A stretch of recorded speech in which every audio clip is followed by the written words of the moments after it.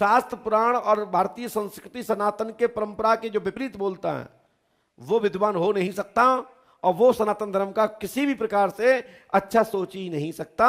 जो भारतीय संस्कृति परंपरा के बाहर से कुछ लेके बोलता है या बताता है, ऐसे लोगों को सुनना भी नहीं चाहिए।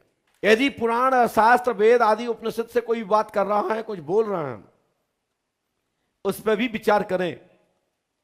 कुछ ऐसे मर्म छुपे हुए हैं पुराण शास्त्रों में, उपनिषदों में छेपक कथाएं हैं जिनका आचार्य ही व्याकरण से संबंध रखने वाला, संस्कृत विधा को जानने वाला आचार्य ही उस मर्म को जानता है।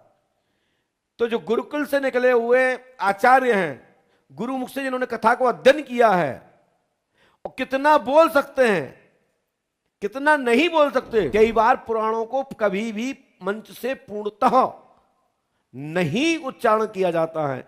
कई बार ऐसी कथाएं हैं कि जो नास्तिक लोग पढ़ लेना तो वो उसी का आधार बना करके संतों का, ब्राह्मणों का, आचार्यों का विरोध करते हैं, क्योंकि उनको कुछ मतलब ही नहीं है, जैसा पढ़ा बोल दिया। उसका मर्म किसी दूसरे पुराण में होता है, किसी ऋषि की एक चर्चा होती है, और उसमें छेपक कथाओं के रूप में रोक लगाई गई है कि इस घटना का क्रम ऐसे बनाता तब ये आगे की कथा बनी। तो कई ऐसी कथाएं हैं जिनको लेकर के आए दिन आजकल कोई भी कथावाचक कुछ भी बोल देता है, फिर कोई भी टीआरपी लेने के चक्कर में वायरल हो जाता है। तो ये तथाकथित ही लोग हैं, इस तरह के प्रपंच नाटक रचकर बिगर पैसे के वायरल होकर के अपना नाम और लोगों में भेजना चाहते हैं। आजकल जो पहले नेता लोग करते थे, पहले कुछ तथाकथित, वो आज कुछ लोग आचार्य लोग भी, कथावाचक लोग भी इस ट्रिक का प्रयोग कर रहे हैं। मैं इसको ट्रिक समझ रहा हूं, काय के लिए? वायरल होने के लिए। तो इसका भी विरोध होना चाहिए।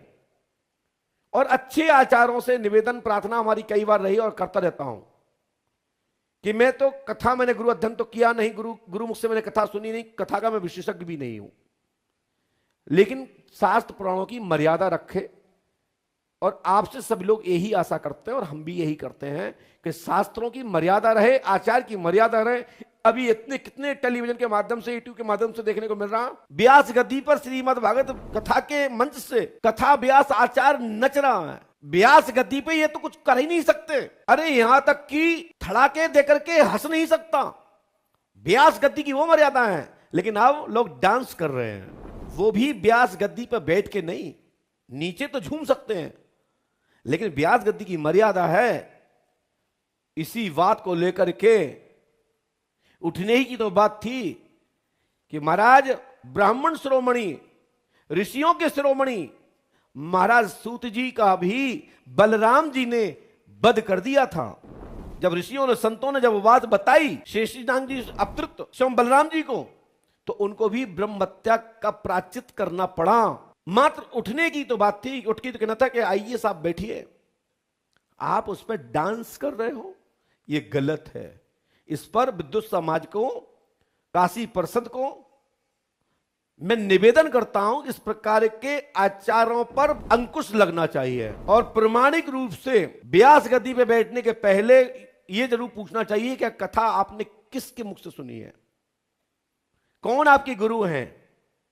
तुलसीदास जी ने भी रामचरितमानस में सूकर खेत की चर्चा की है। गुरु नरहरि के मुख से कथा श्रवण की, राम कथा, तब बाबा गोस्वामी तुलसीदास जी महाराज ने रामचरितमानस लिखे हैं। जब लोग इतने हमारे आदर्श, हमारे वो ऋषि महर्षि लोग अपने गुरु की चर्चा करते हैं, तब पूजित होते हैं। आजकल तो कोई भी कथा कर लेता है, 7 दिन की डायरी सीखो, बनाओ, कथा न चालू, क्योंकि कथा ही तो दुनिया में ऐसी है ना, कोई घाटा वाला विषय नहीं है, कोई सड़ने बसने वाला विषय नहीं है। इसको कई लोगों ने कथा को व्यवसाय बना लिया है। और जब उनसे पूछा जाता है कि आप क्यों कथा को इतने मूल लेके जाते हो, तो कहते हैं आप ही तो खरीद रहे हो, आप ही तो मूल दे रहे हो, तभी तो मैं दे रहा हूं। यदि आपने ना बुलाया होता तो क्या मैं आपसे जबरदस्ती पैसे ले लेता?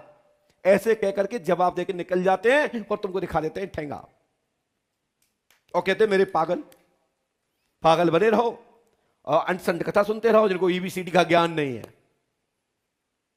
कुछ भी बोलते रहते हैं मंच पर।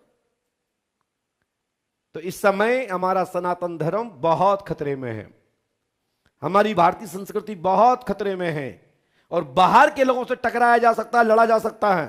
इतना समर्थ हमारा सनातन धर्म की शक्ति के स्तंभ लोग आज भी मौजूद हैं, लेकिन जो सनातन का चोला पहन के ही वही इस प्रकार की बातें करेंगे, तो सबसे बड़ा खतरा मैं समझता हूं तो सनातन के लोगों में रहने वाले लोगों से है, मिश्रण लोगों से है। इनकी छटनी पहले होना चाहिए। और यह बात सोशल मीडिया पे यह बात जाए कि पांडुका सरकार कहते हैं कि बाहर के लोगों से टकराया जा सकता है, लड़ा जा सकता है, मुंहतोड़ जवाब दिया जा सकता है, परीक्षण कराया जा सकता है बाहर के लोगों को, और कहीं भी झुकाया जा सकता है। इतना सनातन शक्ति में आज भी हमारे यहां व्यवस्था है, आज भी ऐसे ऐसे महापुरुष धरातल पर हैं कि मौत तोड़ जवाब दिया जा सकता है। लेकिन कुछ लोग दाएं बाएं ही ऐसे लोग हो गए हैं कि वो सनातन का चोला पहन करके सनातन को ही बेइज्जत करा रहे हैं और सनातन का ही अपमान करा रहे हैं, और उसके पीछे उनका लालच, पैसा।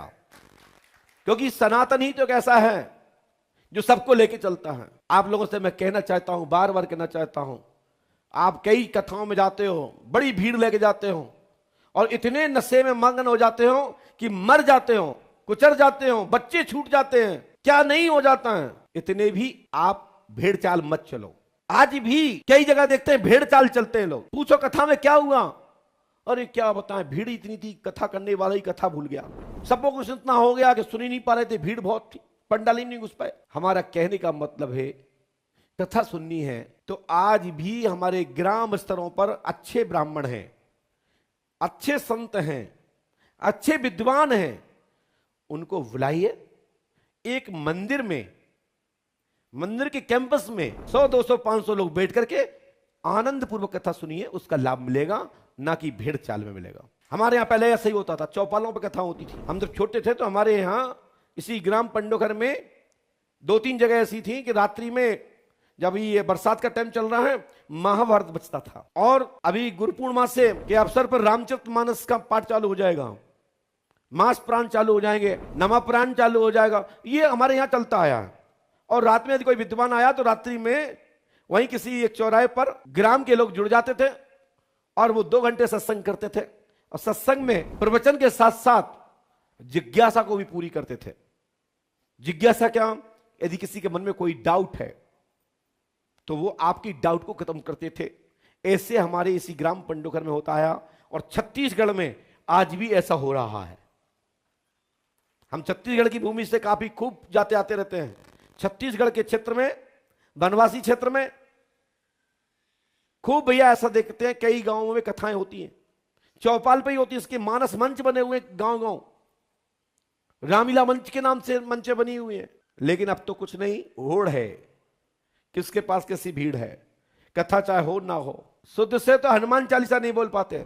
यदि अमुक किसी व्यक्ति ने यदि सेटिंग से नहीं पूछा तो वो मानस में तो छोड़ो, हनुमान चालीसा में ही उत्तर नहीं दे पाते। वो कहते हैं आज का प्रश्न नहीं, ये कल का रखा है, लिखा दीजिए कि तुम क्या चाहते हो, पहले बता दीजिए, कल हम तैयारी करके आएंगे, फिर हम आपका जवाब देंगे। तो आजकल तो गूगल भगवान से पूछ लो ना, जरूरत ही नहीं किसी बाबा से पूछने की। आपको जो डाउट है गूगल में डाल के देख लो, मिलते जुलते आपके कई विषय आ जाते हैं, उनको पढ़ लीजिए और अमुक विषय के ग्रंथ में चले जाइए, वहां अपना समाधान ढूंढ लीजिए।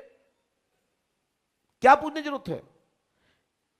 हमेशा लिखित कोई भी क्वेश्चन है तो सार्वजनिक को तत्काल पूछना चाहिए, जिससे यह भी पता लग जाए कि वो साधक का अध्ययन भी है कि नहीं, वो आचार्य का अध्ययन है कि नहीं, वो स्वाध्यायी है कि नहीं, तभी तो तुम्हारे प्रश्न का उत्तर दे पाएगा। और हम आज लिखवा लें और परसों उत्तर दें, उसको उत्तर देना बोलते हैं। यदि ऐसा होता तो हमारे भारतवर्ष में हमारे बच्चे लोग साल भर पढ़ाई नहीं करते, पेपर लेके घरे आते, 3 दिन बाद कॉपी जमा कर आते, पास हो जाते।